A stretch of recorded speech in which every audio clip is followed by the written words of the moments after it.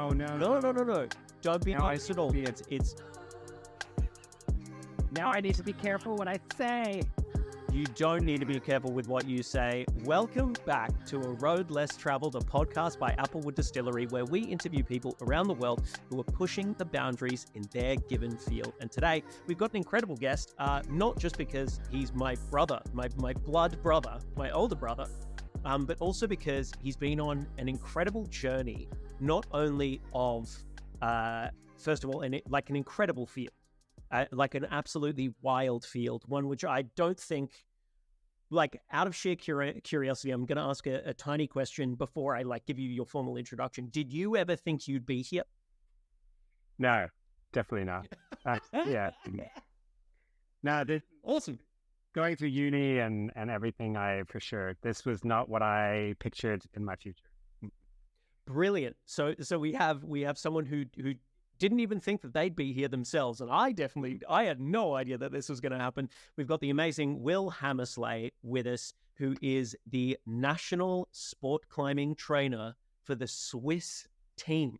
So he currently lives in Switzerland. Yes, he grew up in Australia for the most part, but I'm going to dive into that with you, and has moved all the way to Bern.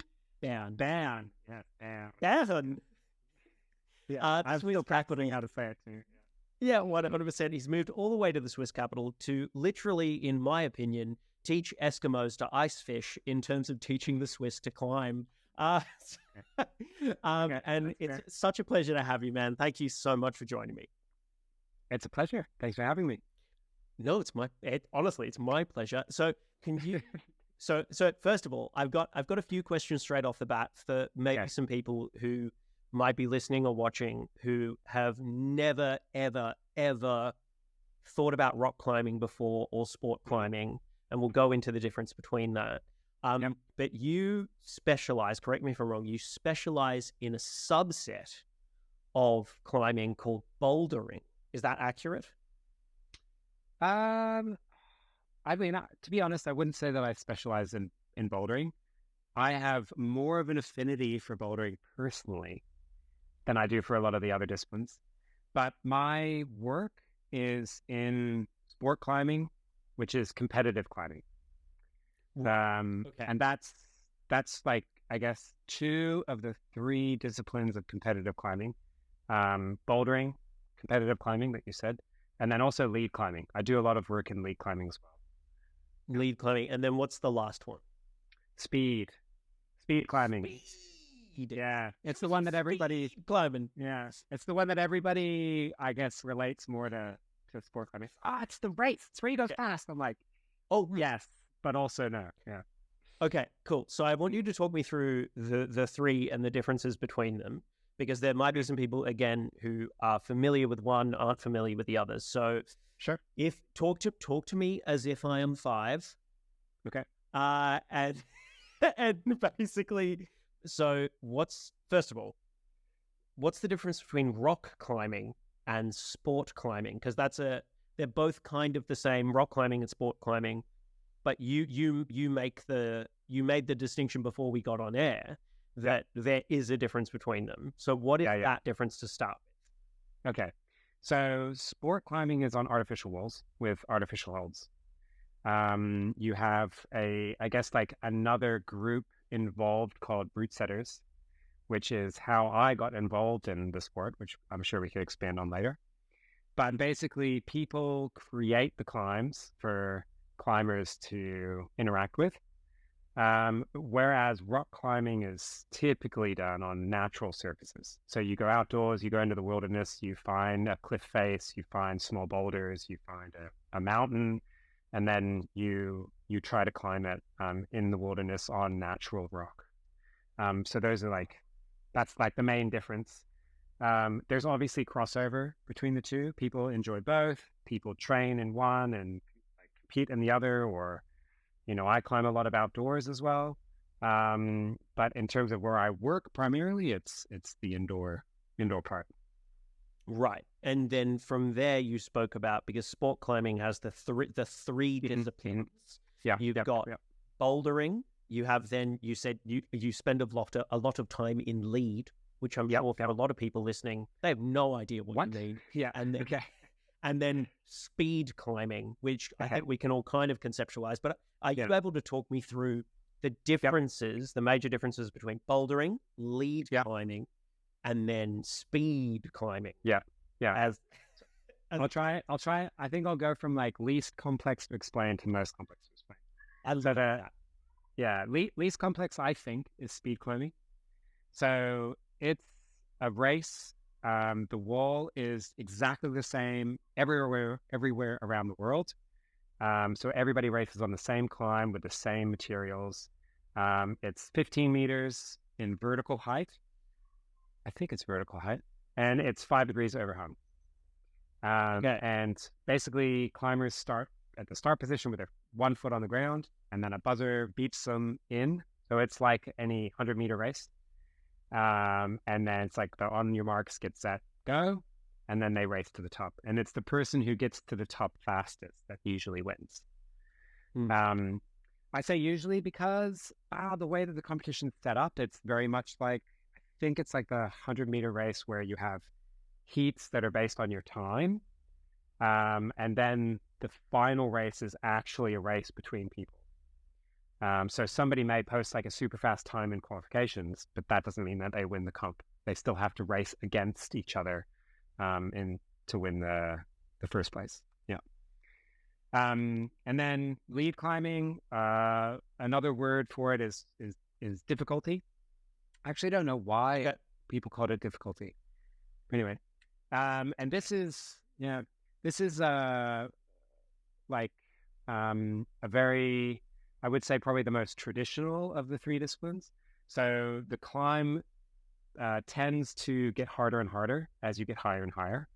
And basically, it's the person that gets to the highest point that wins. Walls tend to be between, 15 to 20 meters in vertical height, quite steep. And this is where route setters come into play. They're the ones that create the climbs that athletes they climb on. Athletes have, they tie into a rope and they clip. So they take the rope and they put it through safety clips as they climb in height. It's the person that gets the highest point that wins. So that's speed, lead, and then bouldering, which is, I think, probably it's like the nerdiest of the three disciplines, in the sense that climbers really love bouldering because it's very technical. It's a bit more complicated. So you have between 4 and 5 boulders to climb in a given set of time. So each boulder will have 5 minutes, usually. You have 5 minutes to see the boulder for the first time, try to solve it, start at the designated starting place, and finish at the top, wherever the top is. They tend to be quite short, so they're about 5 meters in vertical height. And they tend to be quite gymnastic. So you see a lot of jumping, you see a lot of swinging, you see a lot of dynamic movements, and you'll have these in a series. So we call it a round, where you do 5 minutes of climbing. So that's your 5 minutes to try and problem solve. Then you get a 5-minute rest break, and then you do that again on the next boulder, and then your 5-minute rest break, and again. And it's usually a round of 4 or 5 boulders. And it's the person that scores the most points at the end of the round that wins. And points are awarded for who gets to the top and in how many attempts it takes you to get to the top. Right. Yeah. Okay. Basically. Yeah. A little bit more complex at the end. A little bit more complex at the end, yeah. So bouldering is, like I said, like this, it was originally invented as a training tool. So alpinists would train on boulders to get better at their technical skills. But because bouldering, you don't need ropes, you don't need a climbing partner, you don't need all of these other things, it's become super popular. And climbers invented this way of competing. And it's actually quite complex and a little bit hard to follow. But it's quite interesting and entertaining for climbers, I guess. Right. Cool. So just to chat through bouldering just for a second, because I was lucky enough to be in Denver recently, and they actually had on the TV very late at night, they had I think it was the semi-finals of a World Cup event that was in China. Okay. And they were talking about boulderers and the climbers getting to different zones. Okay. Yeah. I wasn't. I didn't talk about zones because maybe it was too complex. But zones are points that you get awarded for getting halfway. So, yeah. So cool. So basically, like boulders are so hard that usually there's only like 4 or 5 movements to do. And because we weren't it was difficult to separate athletes based on just who got to the top, because sometimes you'd have a round where no one got to the top. They added in a zone hold, which is halfway through. So do you figure out the first part of the boulder, and then you get a point for this. And it's done the same way the tops are. And to add complexity, the Olympic format, so the one that we just did in Shanghai, actually has 2 zones in boulder. So you have, that was cute. I didn't realize that was very cute.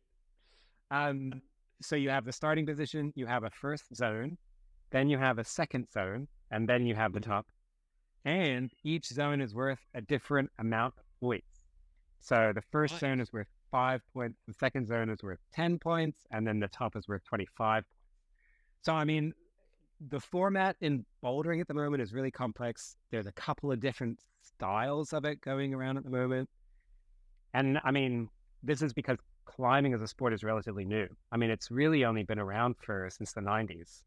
So I think in terms of bouldering especially, it's still kind of trying to find its way in terms of like a format that works really well.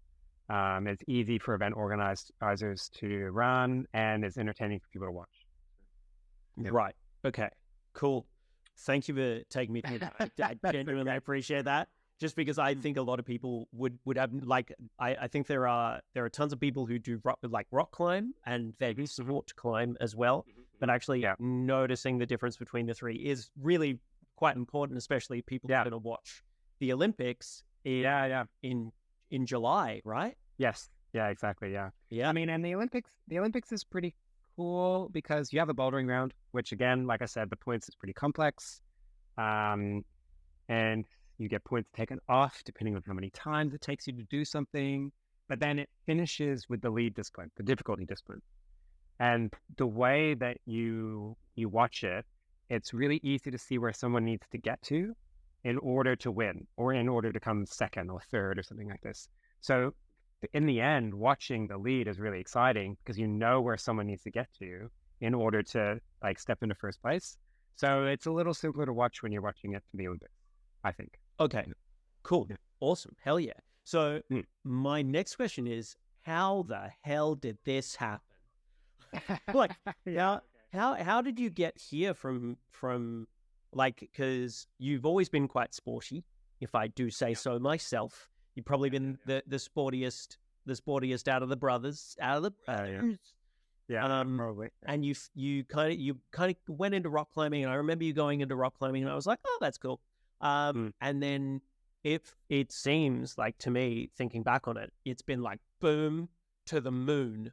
Yeah. Then I'm like, maybe you're at like a 10-year or overnight success, if that's yeah, I think so. Yeah. I mean, it's do we want the complex long version or the short version? Maybe we dive in. Complex long version. Yeah. Okay. Give me the complex long version. It turns out I actually started climbing when I was 10. You obviously don't remember this because you were very young. No. But I went to indoor climbing in England when we lived in England. And when we moved, I ended up doing other things, as you know, playing other sports. And then I picked it up again when I started university. And as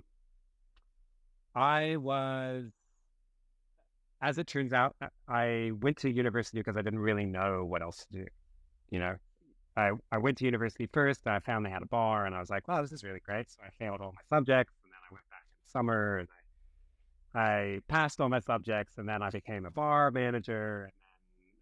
And I was really there because I was like, oh my God, I don't want to work. That sounds terrible. So I stayed and I did my honors degree in environmental science, and then I stayed longer and I did my master's degree. And all of this was really just to put off the fact that eventually I'd have to join the workforce. And during that time, I got involved in climbing, and I got interested in climbing, and I met a climbing gym owner called James Casse. And we became really good friends, and we started climbing a lot together. And he basically turned to me and said, hey, do you want to climb for free if you do some route setting? So come do some route setting, and then I'll let you climb for free. And I was like, both of those things sound awesome. So yes, absolutely. So I started route setting and climbing for free at this gym out in Carrum Downs, Bayside Rock. And then I did that for a couple years, and then I started coaching the youth group, and then I became involved in the state group, and I guess like kind of getting more and more involved in competition climbing because that's what the kids were interested in, and route setting more, and route setting for competitions, and route setting and route setting, route setting. And also during this time, I tried to have a real job at a university and failed dismally. And eventually, James offered me a full-time job with a car. And I was like, that sounds really good. So I got a car, and I got to work at the gym, like as an instructor. And so I was climbing outdoors a lot. I was doing all these sort of things. And then the role for the Australian national coach came up. This was like 2015, maybe, something like this. And James, my really good friend, exceptional climber, was like, I think I'm going to apply for the role. And the other role that was going was the vice coach. I can't remember what they called it at the time, but it was like more like a trainee position, I guess I can say. I'm like, all right, if you apply for the national coach, I will also apply to be the second coach. And we can do this together, and it'll be so much fun, it'll be really interesting. And the day before, he was like, I've decided I'm pulling out. And I was like, okay, well, what am I going to do now? And I got the job as the national coach. And they were just like, well, we don't really have another. It was kind of like they didn't have another option. But I was like, great. And I was the Australian youth coach for maybe 3 years, I think 3 or 4 years. And like that year I went to Arco, the World Youth Championships in Italy, Arco, Italy. And it was like like now knowing what I know now and like looking back, it was chaos, absolute chaos. But well-intentioned chaos, I guess. And so, I mean, this job was unpaid as well. It was a volunteer role. So I was really interested. I was like involved in the coaching and became more and more involved in the Australian climbing scene. And this was like really, really fun. And at the same time, I was doing a lot of still doing a lot of route setting more and more for Australian competitions. I had a year where I basically traveled all of Australia and set all of the competitions. I think maybe even 2 years, like devoting a lot of my energy to this. And then realistically, I like Bayside at the time. So the gym that I was working at, Carrum Downs, at the time we had an amazing group of people working there. And we had like national champions in everything. James was winning. There's a Campbell Harrison, who's the Olympian for Australia this year. He was there. He was winning everything. Oceana McKenzie was there. She's the female Olympian this year. She recently got fourth in the Salt Lake Bouldering World Cup. So we just had like all these amazing Australian competition climbers there. So it was this like really golden era for us, which kind of like propelled me on in the route setting and the coaching. And basically we just had some great athletes, because I hate taking credit for athletes' work, but we had some great athletes that did some amazing things that had the pleasure of working with. And this kind of put me forward in Australian climbing. So I got a lot of opportunities for my route setting and for coaching. Did a lot of travel, set in 4 different countries. And then eventually, all of this led up to the Olympics in Tokyo. So Oceania qualified, and I was the Australian coach at the time. And I did the Olympics in Tokyo with her during COVID. And I came back from that, and I was like, because, man, the Olympics is stressful. For anyone who's aspiring to be an Olympian or an Olympic coach, be aware it's very stressful. And during a global pandemic, that's a lot. So I basically finished that, and I was like, I'm done. I am not being a coach anymore. That was not fun. I don't want to do this anymore. I'm going to be a full-time route setter. So I got a job as a full-time route setter at a climbing gym. And I was doing that, and Oceana McKenzie, so the Olympian and the athlete, she was like, can you come with me to Meiringen, Switzerland?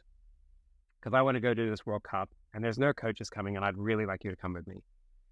And I was like, okay, but, I like bending over backwards for my athletes. And so I went to Switzerland with her, and I had pink hair at the time. Because I was a route setter, I didn't need to be a coach anymore. I didn't need to be respectable. And I got approached, because Osh did quite well. I got approached by the Swiss high performance manager, a guy called Urs. And he basically said, are you interested in working in Switzerland as a coach? And of course, I'd just been like, never coaching again. And so I was like, okay, yeah, sounds interesting. Like, we can talk more, get some details. And I had a online interview with Urs and my boss now, Kevin. And they basically offered to bring me to Switzerland, spend some time with the team, do some route setting. I was like, route setting? That sounds great. And in August of, what year is it? 2022, I flew to Switzerland. I met the Swiss team, and I went to the European Championships, and I met Kevin, and I was just like, this looks amazing. And yeah, they offered me the job, and I think I called my partner Lulu, and I said, let's do this. And she's like, okay. And we sold pretty much everything we owned in 2 weeks, got rid of our apartment, our car, everything, and we moved to Switzerland. And I've been there for almost 2 years, and it turned out to be a pretty okay decision, I guess. Yeah, it's been an adventure. That's yeah. So I mean, that's really the brief history. There was a lot more side quests along the way than that, but basically that's how it went down. I mean, one of the things I feel really lucky about is with Lulu, my partner, that we seem to just have this desire to seize opportunities. Something happens, we have the opportunity to do something, we're like, let's do it. It's not like, should we? Maybe. Oh, it's just like, yeah, let's sell our stuff and move to Switzerland. That sounds awesome. So pretty lucky in that way, I guess. Yeah, 100%. So you talked a lot there about route setting, which is a term that maybe not a lot of people would understand. But if you've ever been to a rock climbing gym and you walk in and the holds are on the wall, that's a route setter's work, essentially, right? Yeah, correct. Yeah. Right. So first of all, like think think back to like the very first roots you ever set. What would like William now say to William back then in terms of like the very first roots that you ever set? Um, well, I've encountered a lot of, I don't know how to put this nicely, root setters that are still working on their craft. Oh, that's so nice. You could have just said dog shit. And so I'd probably say something along the lines of, that's a really cool idea. I think it's important to think about who it's for, rather than what you think is cool. Because ultimately, for me, the most important thing about root setting is that I see it as design, like some sort of industrial design work. Okay. And so the focus really needs to be on the end user. It needs to be on the person that's going to be interacting with it. So the why, understanding the why is so important to good root setting, I think. And I think, when you're young and when you're starting with root setting and you kind of first get that drill in your hands, it feels like the first thing that runs through your head is, well, first two things is what's going to be really cool. And I have to come up with a new move that I can post on Instagram. That's kind of like the feeling that I get working with the new root setters. So it'd be like someone that's set like twice. They'll be like, oh, I want to do this like crazy 360 dyno paddle that I've just been dreaming about. And I'm like, cool. I mean, the first thing we should learn how to do is learn how to use a drill and how to put screws in appropriately so you don't break them, like some of the basic stuff. But yeah. So yeah, I think it would have been something along the lines of like, take your time and think about who it's for. Yeah. Yeah. So you spoke there about the why, right? The use case, if you will. Yeah. How did you go from what I'm going to call clickbait root setting, which is that original idea of like using the words which I'm sure other people will understand in terms of dyno. What was the other 360 dyno? 360 dyno. Yeah. I made it up. Oh, you? Yeah. No, because the dyno is a real move. A dyno is a real move. A jump between them. Yeah. Right, and a paddle. Mm-hmm. Is that sorry? Your hands. That was the hands are moving. It kind of looks like you're dog paddling. So you jump and you can't hold it, so you have to keep moving your hands. That's a paddle. Okay, cool. That's a paddle. So how did you move from what I am going to keep calling from now on? I'm coining this term, clickbait setting. Yeah. To your idea of now it's like it's design, which is that's a strange paradigm shift from I want to make something that's cool to thinking about the end user and what the purpose of it is. So how did you actually reach that, and what was the journey to then think about specifically why you were doing what you were doing and discovering that why? Yeah. I don't know if I can completely answer that question. I mean, it's okay. I have the good fortune of having the resources to spend time thinking about why I do things. Throughout my whole life, I've been quite interested in like philosophy, understanding the why, and especially by like coaching young people. I think it really forces you to think about what your impact is, who you're affecting by the work that you're doing. And so it's just been a part of my life and a part of my work that I've been interested in for a long time. I would say, to add to that, I also had the opportunity of meeting a really amazing root setting mentor called Tonde Katia.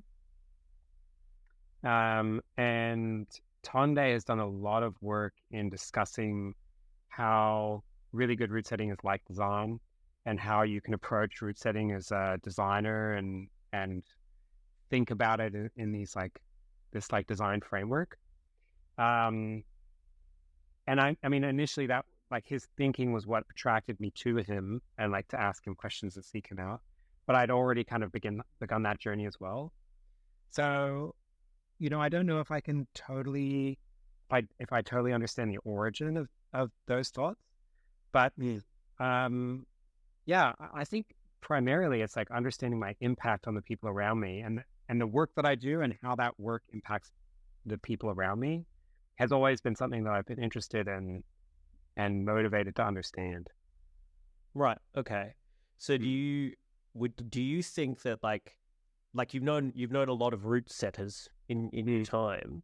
Do you feel like the best route setters have maybe a like is great route setting about like empathetic design in that way? Like what I mean by this is there are obviously people who you think are great route setters and people who you think are maybe not as good. What's the difference between the two? Is it understanding that impact, or is it kind of because you're also route setting for competition, which would then how is that different to like route setting in a non-competition space in terms of understanding that empathy for your user? Yeah, I mean I think the wonderful thing about it is that there isn't the difference. The end result is different, right? Like setting a competition boulder, the end result is usually different than setting a commercial boulder. But the process, I think, should be the same. So when you're setting a competition boulder, the idea is that you think about who is going to be there and what you want the boulder to do, right? So in a competition, usually the idea is that you want some people to fail and some people to succeed. Whereas when you're setting a commercial boulder, maybe the idea is that you want somebody to, you want everybody to succeed on this boulder, or you want somebody to learn a particular technique on this boulder, or you want somebody to experience a particular feeling on this boulder. I mean, there's so many reasons and so many whys that you can kind of come up with. And if you get even deeper, you can then think about, okay, how does the design of the work that I'm doing in route setting align with what the facility or the climbing gym that you're working in is trying to achieve? You know, you have a space that's for beginners. That's the idea is trying to bring people into climbing. The kind of climbs you're going to set are going to be different to a gym that's more focused on climbers, outdoor climbers, or climbers that are climbing for competitions, or, so the approach, I think, is always the same. It's always about thinking and understanding your purpose, your motivation, your customer, and then trying to tailor your work to suit that purpose really well. That intention is, I think, is everything. And so the end result in competitions, in the climbs you create for competitions, is different to the climbs that you create for commercial spaces. But that's only because you understand that the intention is different in those two spaces. But the ethos is the same. Yes. I think it should be. This is not I wouldn't say that this is a thing that every route setter agrees with or expresses. But in my opinion, yes, I think great route setting is akin to great design. And great design understands its customer primarily. Yeah. And it knows what it's the space that it works in. Exactly. It understands what it's trying to achieve, because that is the only way to measure whether it's great or not. It's like making a cup out of something that doesn't hold liquid means that it's not a very good cup, right? Yes. Yeah. That's a very, very strange metaphor, but I'm here for it. Yeah. Well, I really enjoy it. It's just like sometimes I feel like route setters are like, I'm going to make this boulder for beginners and it's going to have a jump in it. And you're like, when people start climbing, nobody wants to jump. Everyone's trying to hold on, Yeah. And it's just like, you want to set that because you think it's cool, not because you think beginners are going to enjoy it. Right. So do you feel like the worst route setting is maybe deeply ego-driven by the route setter in that case? Not always. I mean, this is the challenge of art and design, I think. Occasionally you have a route setter or an artist who their personal preference happens to align with the preference of the space they work in, right? Maybe they're involved with the community. And so they have a personal preference, and because maybe they're a very influential member of the community, their preference aligns with the preference of the customer, in which case they have no empathy, like, because they're only creating things for themselves, but it happens to align with the customer base, which technically doesn't make a bad route setting. But then I think you take them out of that place and you put them somewhere else and they don't have any empathy, then they will then create bad route setting, right? So it's bad route setting is contextual, I think. Oh, cool. Yeah, awesome. Right. So I wanna just shift gears really quickly, because this is something that I've spoken to you about before, and I freaking loved having this chat with you the last time I had this chat with you. It's about when you walk into a bouldering gym, you've obviously got that kind of different scale of climbs for maybe different abilities and different people. And in the climbing world, there's this thing called grading, which is essentially a group of people agreeing how difficult a climb is.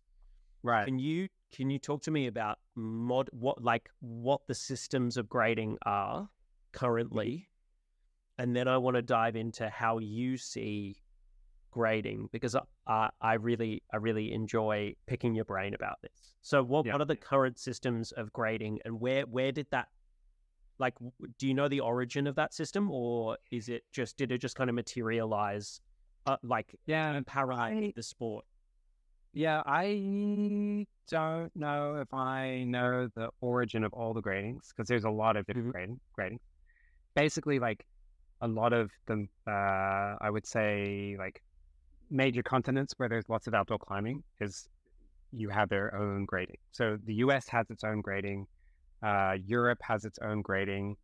South Africa has its own grading. Australia has its own grading. Asia, Japan has its own grading. And basically, the grading is a way of expressing how difficult people think that a climb is. And I mean, I would say my opinion is growing stronger and stronger about grading. Oh, really? Okay. Yeah. Yeah. Oh, cool. Because, no, that's awesome. Yeah.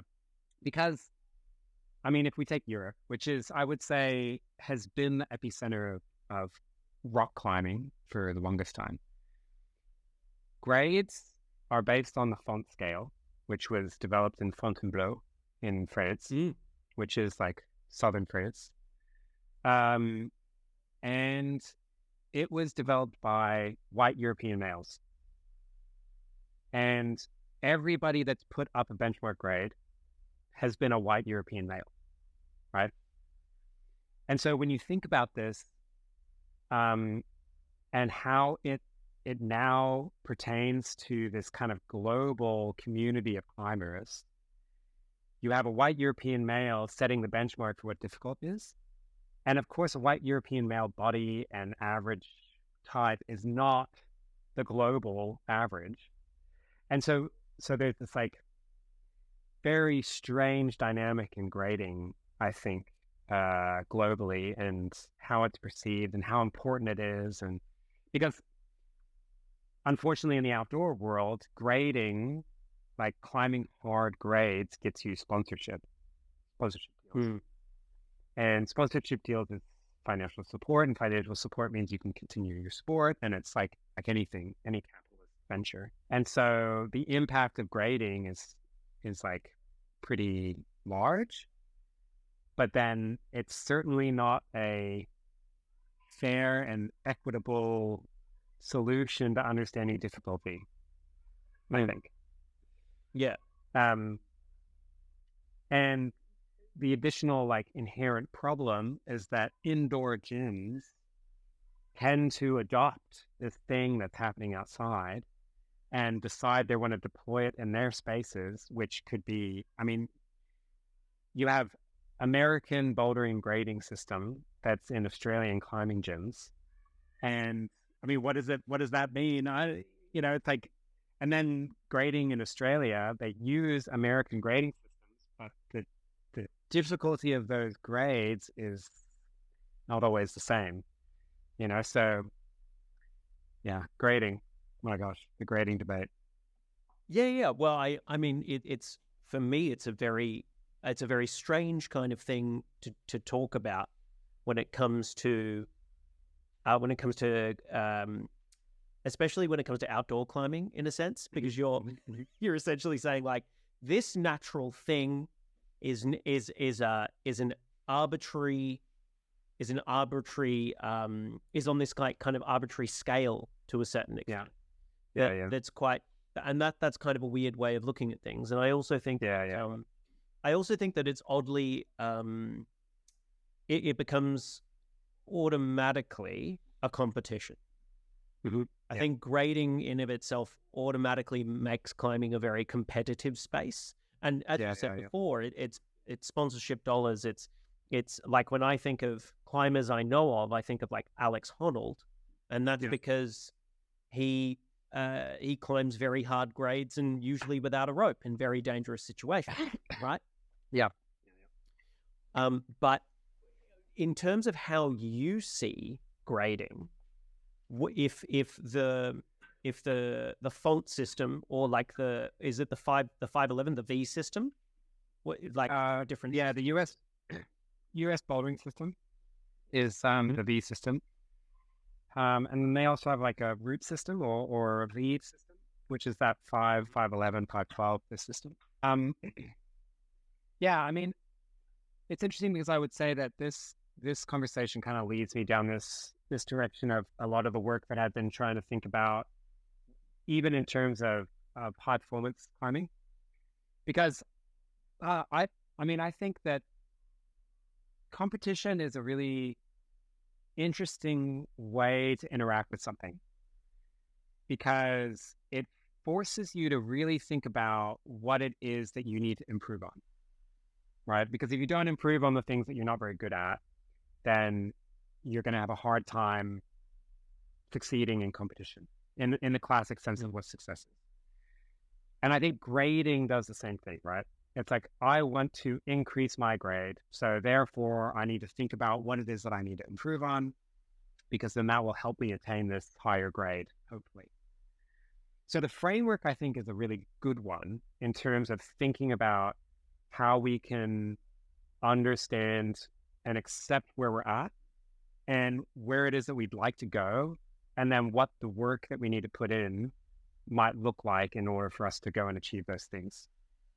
My issue is that a lot of times it becomes all about the outcome. So it's like, I want to win, or I want to achieve this grade, which is an arbitrary thing, right? So in terms of grading, it's this number that white European males have decided to put on this natural bit of rock because 3 guys have climbed it and have decided that they think it's a 11 rather than a 12, because of how hard they felt they had to try on that day, right? It's super arbitrary. Instead of it being about like this, okay, I want to climb V12, which is this like outcome mindset, this outcome focus, which I think takes away from what it is that you're actually trying to achieve. I think that the way to approach it and the way to use the framework is to think about, how can I use it as a guidance system to think about what do I want to improve on and which direction I might want to go, but instead like focus on the progression, right? Focus on being better. Focus on trying to turn up for yourself the next day and the day after, and using it to what's the word I'm looking for? To accept your current position, right? Because accepting your current position is like locating yourself on a map, right? The V grade is your bearing, and it tells you kind of what direction you want to go in. And if you accept where you're at, you then know where you are, and you can look around and understand the terrain that's around you and what it might take to get to that point. And that's the work that you need to put in. But then halfway along there, you may realize that, oh my gosh, this obstacle is much too hard for me to surmount at the moment, so I want to change my course. Or maybe getting there in the end doesn't actually look so nice, and I want to go and do this other thing. And so the framework allows you to accept where you are and what it is that you want to work on, so that you hopefully can turn up and be a better person the next time. That's the benefit. That's the value in competition and in grading, whatever grading system we decide to use. That's the benefit, not reaching the outcome. And so, like so many human frameworks, we become so outcome focused, and especially in a high performance sport, this is the case, right? It's like, it's not about being a better climber. So much of the time, it's about standing on the podium. And for me, from a philosophical standpoint, I find that really challenging. That clashes with my personality. And so I've really had to do a lot of work in understanding how to view high performance sport and how to view this framework in a way that I think aligns with my values better. And for me, grading is a part of this discussion. It's like using grading and using that framework to build a system of acceptance so that you can hopefully improve yourself. Yeah, so you kind of want to use grading not as a system to pit climbers against each other, but you want to use grading as a system to as an improvement framework for yourself, rather than putting it in a competitive mindset. Yeah, I mean, I think that's kind of the idea, because ultimately grades for everybody are going to be different.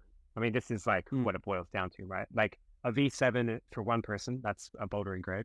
A V7 for one person doesn't feel the same for somebody else. That's just the reality. We have different hand sizes, different arm lengths, different body mass. Like, so many things go into determining what that difficulty is. And I guess, like, in terms of like maybe where you were going with this question, I don't know if we got too philosophical. No, I love it. No, it's all good. Yeah. Part of this realization also came from this idea that I developed in terms of like because ultimately you do need difficulty in a climbing space, right? Difficulty is your guidebook. Difficulty is that way to help guide people through a space, especially new people. And so, as a professional who works in that space and develops climbs that need to fit within that difficulty system, how do you create a system that allows you to understand it and communicate about it in this thing that's super arbitrary? So we developed this system that breaks climbing down into these elements, and we add the elements together, and that gives us some sort of way to think about difficulty in a way that informs our design thinking, right? And so this is that idea of like, okay, well, what is grading? What is it for? How can I use it? Rather than it actually having its own value. And if I say, and what were the? Oh, sorry. Go ahead. My apologies. Well, yeah. So I mean, the system is based on a system that I stole from Tunde. I talked about Tunde earlier. This amazing teacher. He had developed this thing called the RIC system, which is risk, intensity, complexity. And I like took it, adapted it a little bit, and it's just I added one letter and then some other more technical things. But so it's RICA, so it's risk, intensity, complexity, and athleticism. So it just it's a way of breaking the climb down into these four elements. So you have risk, which is how hard is it to repeat that move or that movement, even though you know how to do it, right? So maybe it's a jump, or it's some way of coordinating your body. And then intensity is just how hard it is to hold on. So how small the holds are or how bad the holds are. Complexity is how hard is it to figure out what to do. And then athleticism is how much the rest of your body needs to work, right? So how hard you need to pull, how hard you need to compress.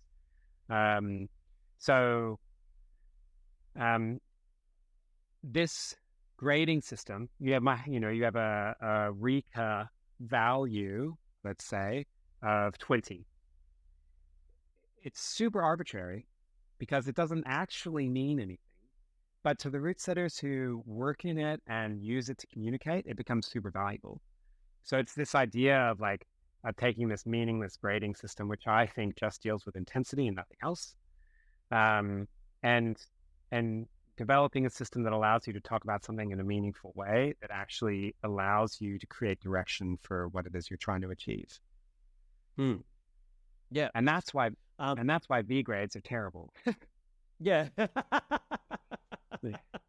So in terms of reconciling the differences that you may have personally with high performance, in terms of your philosophical, the way that you go about philosophically building climbs and engaging with the climbing industry, how do you build that framework? You kind of touched on it, but I want to explore it more. How do you build that framework into coaching high performance athletes where the goal is the podium, as you said, rather than maybe what I believe climbing might be for the rest of us, which is a kind of journey to self-discovery in many ways, shapes and forms, and a kind of a journey into the self. So how do you reconcile that with high performance climbers? Is it this sense of imparting that you're only going to be a high performance climber for a short amount of time, so therefore you need to think maybe in a more long-term way, or is it less philosophical?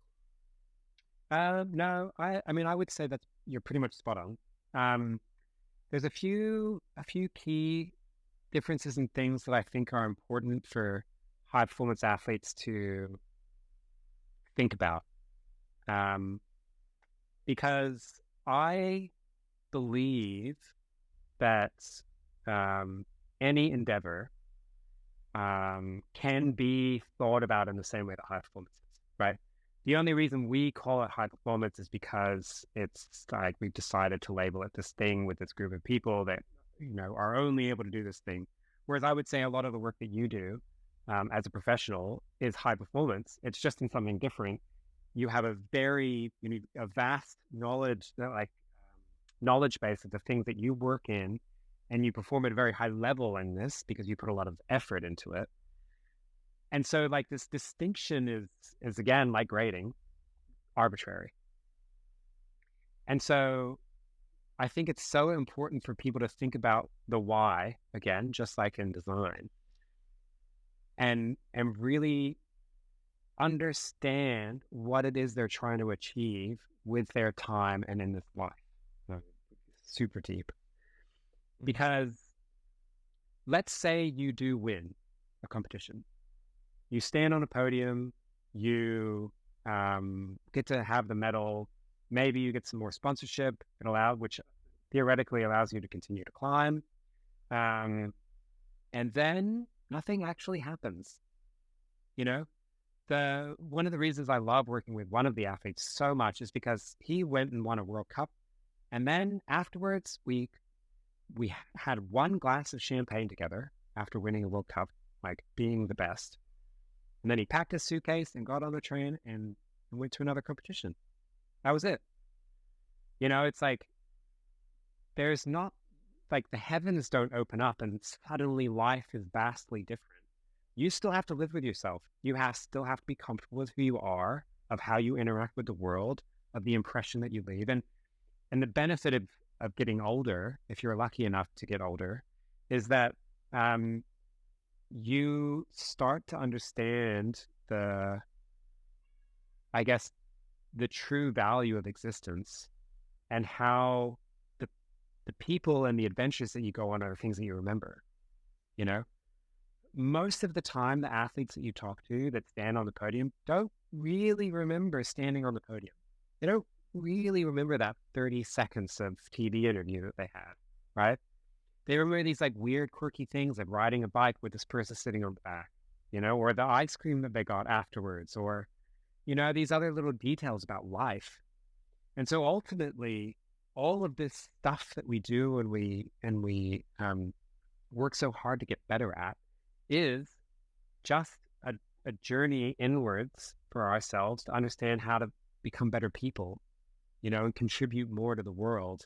And so I think that is a much more important journey to go on, and a better way of interacting with high performance sport in a healthier way, in a way that doesn't create some weird ending on this relationship you have with the sport or with yourself. And I actually think ends up creating better athletes. The athletes that are balanced and understand their why and understand that this comp is really important, but it's not the end of everything. If I don't do what I'm here to do, it's a learning opportunity like everything else. They end up performing better and for a longer period of time. Because, the idea, like, I haven't met anybody who's able to set super high expectations and know and think that this is the last comp they're ever going to be able to do, and then roll out and nail it. No one does that. No. I'm sorry, nobody does that. It's the people you talk to, like people that set new world records. Every single time, it's like, I don't remember, man. I thought today was going to be an off day. I felt terrible in my warm up, and then I went out and I've set a new world record. This is always what happens, right? This idea of like letting go of expectations and not thinking too much about it and being in flow state.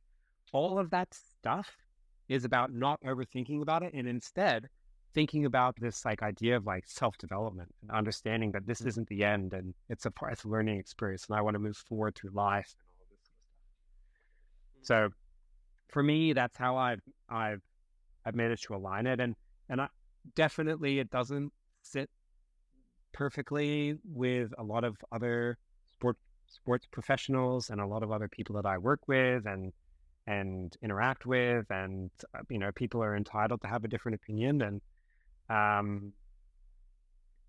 I think for me, there's just too many stories as well of young people being involved in high performance sport and then coming out of it super damaged because some coach had an ego and thought that it was like, if you survive, you're going to win. And it's just like, Yeah. Thank you that was fucking beautiful. Oh. That was really gorgeous. I really, really appreciate you speaking so candidly about that. It makes me think back to a climbing film that I once watched, which spoke about outdoor climbing, which I want to speak to with the time that we have left. Because I know that you've done a lot of outdoor climbing as well. And I think getting to the outdoors and doing it is a completely different experience to sport climbing in so many ways, shapes and forms, and equally fulfilling. But I remember watching a wonderful climbing film, which at the end of it, I think it was kind of the defining moment, where one of the climbers said, the reason that we climb outdoors is to answer, the reason we climb a mountain is to answer something which when we start the climb, we don't have the question for yet. Mm-hmm. It's a really beautiful journey inwards and outwards at the same time. Those two journeys occur simultaneously. And especially in the outdoor world, because probably of all the fresh air and oxygen, to be perfectly frank, it gives you this like you're able to think clearly. But in terms of outdoor climbing, is there a specific place in the world that you love outdoor climbing or have really enjoyed going to in terms of outdoor bouldering or outdoor climbing specifically? I would say, strangely enough, I have a deep connection with a place called Mount Macedon, which is just this tiny little climbing spot in Victoria, Australia. Right at the top, there's this little rock outcrop, and there's nothing there that's like super hard, but there's this one climb. It's called Boogie Till You Puke. Sounds really, honestly, man, that Rika scale must be real high. Yeah. I mean, it's like, and it's not super hard. Such an Australian name. And I remember climbing it once, and I just like the landscape and the way that it is, there's this, it gets a lot of fog, low fog. And I climbed this climb, and you can climb it and then like either like top out, which actually means like climbing right onto the top of the rock, or you can stop at the last anchor, the last protection point, and lower off. And I decided this day that I wanted to top out, and so I was climbing, and it was like foggy and it looked really dim, and then it was quite early morning, and I topped out, and I actually topped out through the clouds. because of this low fog. Uh-huh. And I stood up like onto the top of this mountain and like into the sun, and just with white clouds all around me. And it like is this whole thing about, you know, not knowing the question that you were seeking the answer to, until you've answered the question. Right. Was this moment for me of, because I don't remember climbing, right? I was just climbing. I wasn't thinking, and it's, you know, and I remember climbing on top of that rock there and standing up into the light and just looking and just being like, wow, man, this is it. It's about being present. You know, it wasn't so much about like understanding something big or having gone through something. It was just like, oh, wow, when you just spend time existing, that's it. You're here. You've arrived, you know? Yeah. Yeah. Do you think outdoor climbing is there a major philosophical difference for like sport climbing or climbing indoors and then outdoor climbing for you? Is it do you hold like outdoor climbing in a reverential way over sport climbing, or do you feel like they both kind of coexist in it, maybe in the same but different space? Yeah, that's a really great question. I do think there's something special about being in nature. I think that being in the wilderness and appreciating the world that we live in is like really special, and I think that it's different. I don't know if I would say that I like hold it as this like higher form or this like place of reverence in comparison to indoor climbing, because I think there's equally special things that you can experience in indoor spaces. For me, the big one about indoors is community. You know, the thing that I've realized in the last few years is how wonderful it is to share something you love with the people around you, and how powerful it can be to be supportive of a community. Like this is like something that's, I think, at the core of humanity, and is super wonderful about indoor climbing spaces, because it builds community. It builds this like shared interest, and then you can take that and venture outdoors and then have a different experience in an outdoor space. But I wouldn't say outdoor climbing always builds community in the same way. So it's like, you know, they have these like different elements. But I think that, yeah, for sure, there's just something special about being outside, you know, being in the wilderness and doing this thing that's physically and mentally challenging. You're not sure if you can do, you know, it's like, it's a really special experience, I think. 100%.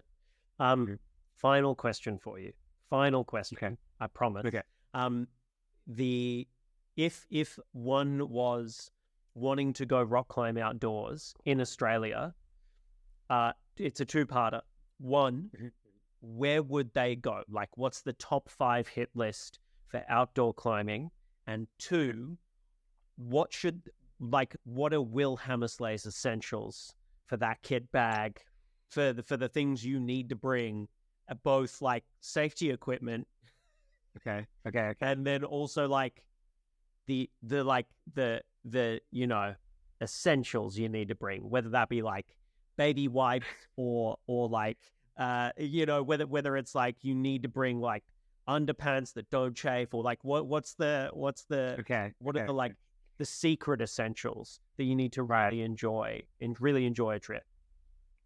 I mean, I find these questions really hard, because you know how I am. It's like, why are you doing? What are you doing? Yeah. But okay, in general, let's say you're sport climbing, so not bouldering, because we will not talk about bouldering. I would say the top 3 places I've been that I was like, that was great. Actually, number 1, maybe is Nowra. just Sydney. Nowra. Okay. Yeah. Because it's like the rock is a bit weird, but it's bolted really nicely. It's kind of more like indoor gym climbing, but on a rock surface. It's a bit grimy, I guess, but it's also like quite close to the city, so good location. It's there's some really great climbing in that spot. Of course, Mount Macedon, but I would say Mount Macedon sits a little more on the adventure side in some of the climbing. You have to have a bit more safety equipment sometimes. And then the Gradient, in Gary Word, world class. There's a lot of I guess like park protection regulations around at the moment. So that one you definitely have to think about and understand like where you can and can't climb. So yeah, do your research. But in terms of my essentials, obviously the basics: harness, rope, and these things called quick draws. You also need chalk and a chalk bag, so somewhere to put your chalk. Usually you're climbing when it's cold, so we have a saying: it's basically always bring your down jacket. You have to have a down jacket. Yeah, okay. You're gonna get cold. I like climbing in shorts, so I have to have a nice pair of shorts with me. I would also say, I don't know if this is a good thing or not, but I really like taking Birkenstocks when I kind of go climbing. Yeah, love that. Put on your climbing shoes. You take your climbing shoes off. It's so much easier to put on Birkenstocks than it is to put on like shoes again. But some people are all about the approach shoes. But anyway, my experience is that a Birkenstock is fine. You have to have nail clippers because when you're climbing, like, yeah, right, the fingernails, no. Tape, finger tape, that's pretty much a must. Water, having like at least 2 liters of water. I take tea. I really like tea, so I'll take a thermos of tea. A box of Arnott's barbecue shapes. Yeah, not a climbing trip unless you have Arnott's shapes. Baby wipes is actually a good one. I like taking some baby wipes. And I take a change of t-shirt because I don't like being sweaty when I come back into the car. Because usually I have to drive everywhere in Australia. What else is something? I usually bring a pocket knife and some fruit. I use the pocket knife to chop fruit. Works out really well. Nice. The guidebook, having a good guidebook. Because if you don't have a guidebook, although these days it's virtual, you can usually use your phone. Oh, true, really? Yeah. There's virtual guidebooks now for a lot of places, so you can use your handheld smart device. And what else is something that I usually bring? Oh, mosquito repellent in Australia. Great. Okay, so mosquito repellent, that's the last thing. There's no other essentials. Because right now I need a really big bag to house all of those things in. Yeah, a really big, comfortable bag. I had a Black Diamond bag that I don't know if you can. We can say anything we want. Yeah. Black Diamond, like an unsponsored thing. Anyway, Black Diamond, because they have a hard lining in the back. With all your climbing gear, if it doesn't have a hard lining, you get poked in the back by your quick draws or something, and that's pretty uncomfortable. So. Oh, hell yeah! Belay device. You need a gree. Yeah. You need a gree. Yeah, you need a belay device, 100%. Yeah. You need to also get licensing before you go to do your lead class. Yeah, so you know what you're doing. Because safe. And then climbing first. There it is. I love it. That's per day trip. That's pretty good. That's a good kit, I think. Yeah, so that's just the day. You don't need to bring a swag or camp out or anything like that unless you want to.